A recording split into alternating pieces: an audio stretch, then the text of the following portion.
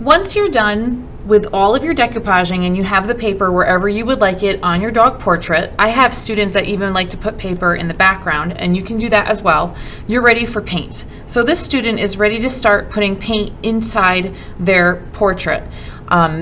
This is the same student that I showed the rough sketches of, just so you know. And she's doing a really great job. She's got this whole space in the back. She's got shapes within the dog as well that need to get painted in. So if I was this student and I was starting to paint, I would have to make a decision first on what color to use. In your project, you have the choice of using just one color and creating tints using the white paint like we practiced, or you can choose two analogous colors. So I'm going to choose cadmium red, and so an analogous color to red on one side would be violet, and the other side would be yellow. That would be up to her. I'm not actually going to be painting on this, so that I don't want to freak the kid out.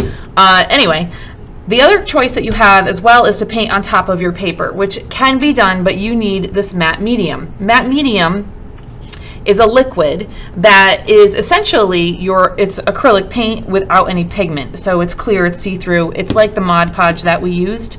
So you can use this on your painter's palette, just pour some out and mix a tiny little bit of your color in with it, and you can paint over top of your paper, but you will still see the pattern of the paper come through. So that's kind of neat.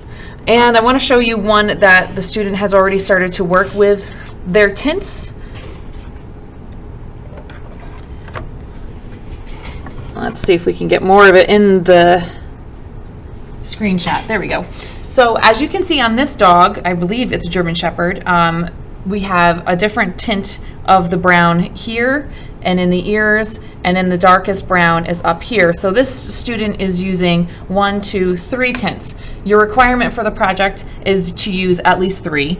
And excuse me, as you can see, she still has to fill in these spaces with paper. So she kind of had to work backwards, because it's easier to paint first and then get the little pieces in of paper than to do the pieces of paper first and then try to paint around it.